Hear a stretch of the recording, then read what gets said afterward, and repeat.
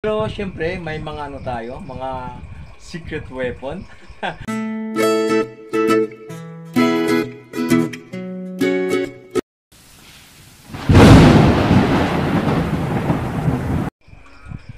Buenas noches, mi amigo. Welcome back to my channel, El Pesco Barbosa TV. Noche, mga amigo, kasi gabi na ngayon. Medyo ngayon lang ako nakabalik dahil may inisikaso lang tayo, mga amigo, na para maayos lang yung ano natin, kunting problema sa buhay-buhay.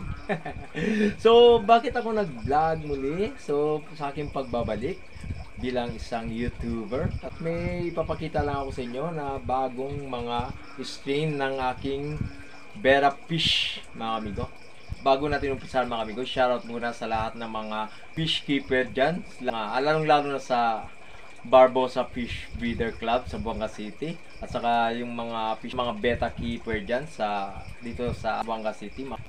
Usahan na natin, mga amigo. Ilawan natin para makita sa video. Ayan, yellow fancy material grade, mga amigo.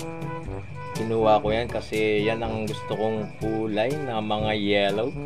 Alright, so dito tayo next. Itong crown tail na to na orange crown tail, sinali ko to sa dito sa amin na last show, last show. Walang nakuha, walang placer kasi time na yon ay medyo napakaliit pa niya, mga amigo. Tapos ewan ko lang kung bakit parang hindi ito napansin, kasi sa tingin ko lang, mga amigo, parang spoonhead. Tayo na maghusga, spoonhead ba yan? Ayan.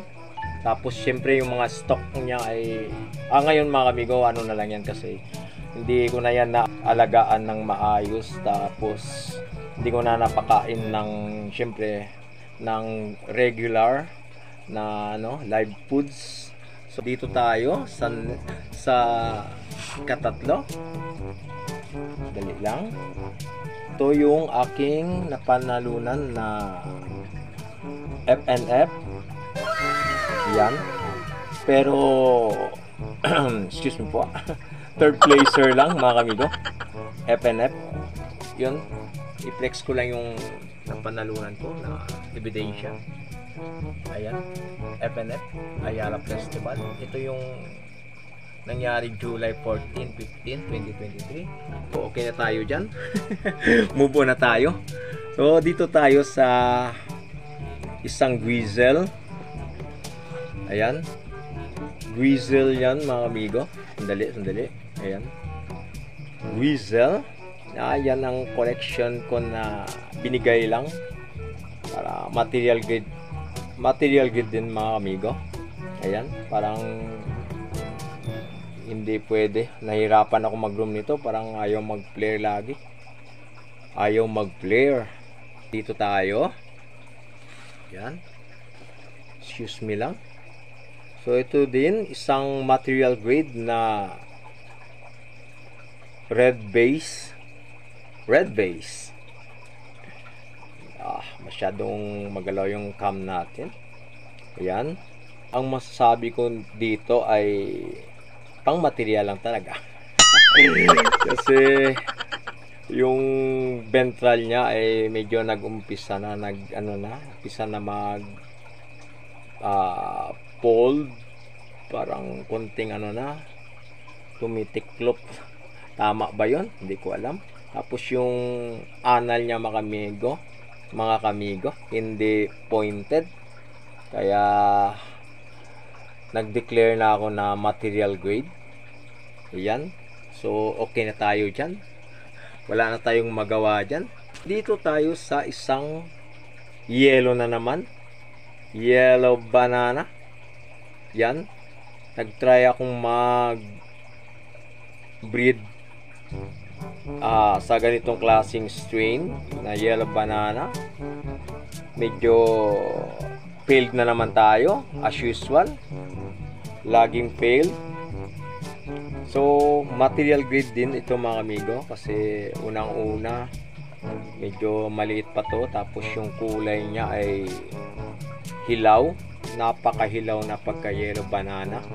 Tapos yung napunit na yung ano mga kamigo, yung caudal dahil sinubukan natin mag-breed. Ayan. Tapos yung bent niya ay medyo fault ba ang tawag dyan? Basta okay na tayo dyan. So dito tayo, yung mga collection ko na konti lang, pero wow, this is female. Ito ay female mga amigo na multicolor female. Ito ay previous mga amigo. So medyo maliit pa ng konti, konting ano pa, alaga, konting pakain pa para magkaroon na ito ng itlog. Yan, multicolor. So dito tayo mga amigo sa kabila. Okay na tayo dyan. Ito, dalawa lang yung female ko. Ito, yellow din ito na female. Kaso lang mga amigo ay ano, tawag dyan, juvie pa, juvie size, maliit pa mga amigo. Kailangan pa natin ng maraming pagkain ito, live foods. So tapos na tayo sa itaas mga amigo. Yan, konti lang yung beta fish ko, pero okay lang yan. So baba na tayo sa ibaba. Eto mga amigo ay ano lang, binuraot ko lang ito. Ay hindi naman binuraot kasi kusang binigay ito ng aking kaibigan. Ito ay AOC ata to kung hindi ako nagkamali. Juvie size pa lang ito mga amigo, napakaliit. So okay na tayo dyan. Dito tayo mga amigo. Ito yung breed ko na molting stage. So may ilang piraso ako. Ito lang yung kinuha ko. Yung mga kapatid niya ay nasa labas. Ito'y sinubukan ko na obserbahan kung anong klaseng anong mangyari nito kung hiniwalay ko na. Ayan, medyo selo pa yung katawan mga amigo, pero yung buntot niya ay medyo, kung ilayo ko yung ilaw mga amigo, tingnan nyo, medyo ano na, may kulay na, kulay itim na parang may pagka ano na, konting star tail ata. So okay na tayo dyan, move on na tayo dyan. Dito tayo, ayan, yan ay tayo natin mag-player. Tingnan natin kung mag-player. Yan, parang nag-player na mga amigo. Yan ay orange base. So yan mga amigo ay kanina lang dumating. Kanina lang talaga yan. Ayan, magpakita ka, ipakita mo kung sino ka. Yan, orange base mga amigo, nag-player naman. So dito na tayo, okay na tayo dyan. Ayan, tingnan natin, super red. Ayan, pero hindi yan galing kay ano, Wesley Tan na super red. Ay ano to, sa ano lang, bidding lang ito mga amigo, local na gawa lang, local breed, pero pwede na. Ay medyo may ano tawag nila, airage ba yun sa ulo, hindi ko alam kung tama ba yung mga sinasabi ko. Hindi talaga totally ano super ang red. Ayan, kayo naman gusga mga amigo. Ewan ko lang kung baka pwede pa ito maagapan, pwede pa ito mag-groom, kaya pa ba to? Kasi maliit pa ito mga amigo, junior size pa lang. Okay na tayo dyan. Dito tayo sa kabila. Yan, yan ay excuse me. Yan ay mascot crown tail. Yan, ang masasabi ko dito mga amigo ay ano lang, material grade lang din ito mga amigo, kasi may stock na parang nagkulay blue. Kahit hindi man ako marunong, hindi man ako judge, so kung nakikita nyo mga amigo, ay may nagkaroon ng kulay blue yung isang stock dyan, tapos medyo may ano na, may mga bali na yung stock niya mga amigo dahil siguro sa biyahe. Tingnan nyo mga amigo, parang doon no, sa may caudal, may bali na, parang hindi na ata tumagapan na. Dali lang, mahirap paggabi magkuha ng video mga amigo. So ito rin, isang material grade na orange base. Ayan, nag-flare na mga amigo. Material din yan kasi hindi pwede yan mag-room kasi parang split na yung ventral mga amigo. Split, tapos yung anal niya medyo hindi pointed, parang mahirap na ata ito mag-room. So okay na tayo dito sa mga material grade natin mga amigo. Dito na tayo sa mesa ko. Sa mesa ko, dito yung medyo mga paborito ko mga amigo. Special yan dito, special ng konti. Ito ay ano, parang sabi nila pwede daw mag-room. Pisa tayo dito. Ayan, ito yung super red na, ito parang medyo masabi ko na medyo red.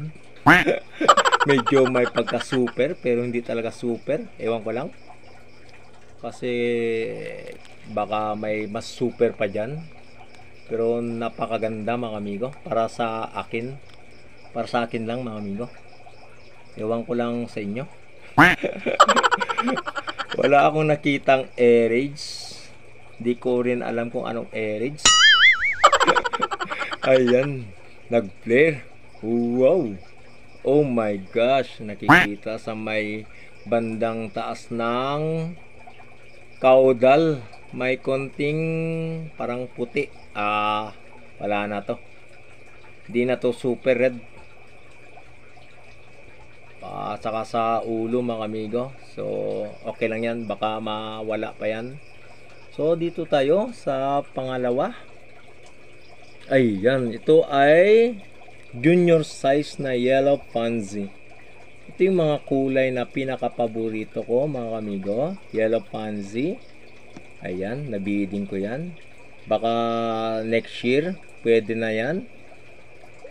Baka dito tayo makapractice na paano mag-groom na tunay na groom.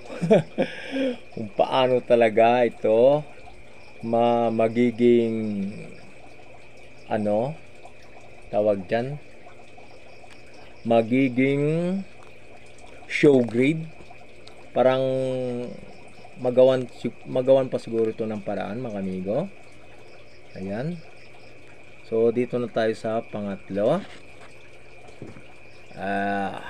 Isang yellow fancy din. Ayan, sabi ko sa inyo, ito yung mga kulay na paborito ko. Ito yung parang may, para sa akin, may potential. Ayan, kasi kahit sa personal ay medyo may future. Siguro i-push lang talaga mga amigo para magiging palaban. Siguro mga December kaya na siguro to. So okay na tayo dyan mga amigo. Yan ay yellow pansy. Yan ay kanina din dumating, kanina lang. Tapos ito rin, kanina lang din. Ayan. So dito na tayo sa pang-apat. Ayan, ito ay yellow din, kulay na yellow, pero iba yung pattern ng katawan niya, ay medyo puti. So ito rin, gusto ko rin isali ito sa darating na show, pero parang may konting fault sa ventral. Ay siguro pagdating ng September magiging magiging fully banded na to yung mga pins nya. Ayan, kayo na maghusga mga amigo kung pwede pa ba to, kung kaya ba to, makapanalo ba ito. Paki-comment na lang down below mga amigo kung anong masasabi ninyo sa beta na ito mga amigo. Kahit ito lang, i-comment ninyo. Kaya ba yan?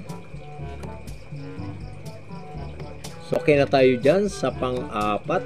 Ito yung last na beta fish ko. Last but not the least.